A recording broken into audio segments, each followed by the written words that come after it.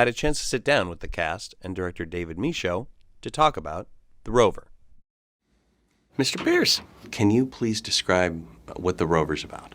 I think that, David Michod establishes a world that is fairly bleak, and it's in the mildly in the future, just a short distance in the future, but it really could be the present day. And we find a man who has pretty much, through a series of events, reached the end of the road, and all he has left to do really is just take his own life. He's not interested in carrying on anymore. But he has one more thing he needs to do before he does this, and that thing that he intends to do is involved with this car that he has, which gets stolen at the beginning of the movie. And he's not going to stop at getting the car back, really. So that's kind of the setup, but we can't obviously go into why the car is relevant because that will completely give it away, which we find out at the end of the film.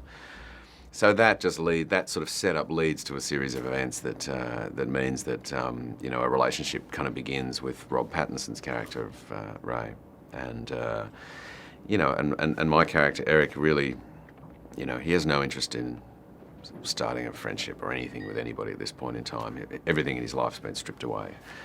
But, I suppose the hope from at least the audience's point of view is that, maybe some sparks of humanity come back through the time that he spends with Rob Pattinson's character, who I have to say is extraordinary in the movie.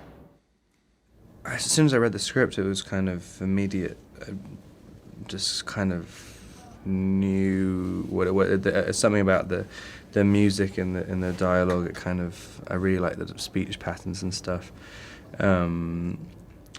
And it was something which you wanted to read out loud immediately, and that's kind of the best feeling, and it's only happened to me like 2 or 3 times. I had the same thing on Cosmopolis, where it's like, this is something that needs to be performed, it's not a cerebral thing. And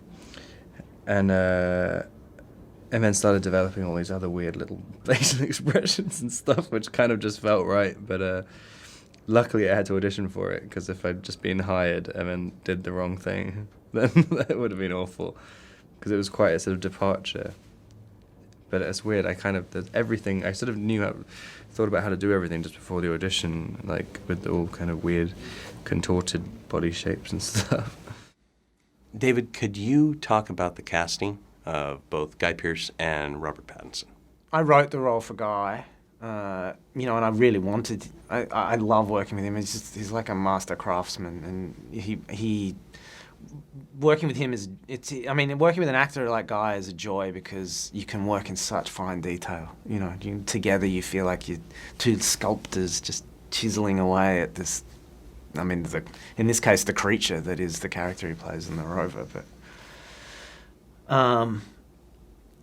And Rob was, I didn't know who I was. I didn't have an actor in mind when I was writing the character of Ray, but I was fortunate in that, because Animal Kingdom had been received as well as it had, there were a number of really interesting people who were willing to, come to my house and just fool around for a few hours and help me find it. And when Rob came in, it was the exhilaration of not just seeing the character, but realizing that it was also an opportunity to show a very, very famous actor in an entirely new light.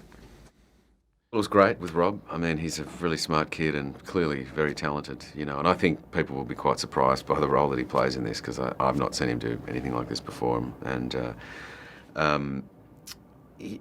we had a week of rehearsal in Adelaide before we headed up the Flinders Ranges to start the film, and you just get to know each other. Even with David, I didn't know David that well, even though I'd worked with him on Animal Kingdom. So I got to know him some more, and we all kind of got to know each other, and just really got a sense of what it was we were after. And the relationship between Rob's character and my character is one that's so kind of non-existent at the beginning. They're purely needing each other for a specific thing, and but through the course of the film, just little elements kind of develop, and just by the sheer nature of the fact that they spend this much time together. And so it was just important for us to just track what those were, and how much perhaps they grow toward each other, as human beings, which is obviously very difficult for a character like Eric, as I say, who's sort of lost everything. I believe in God, and I know Henry believes in God, and there's no harm Henry wants to see me come to. And I believe in that.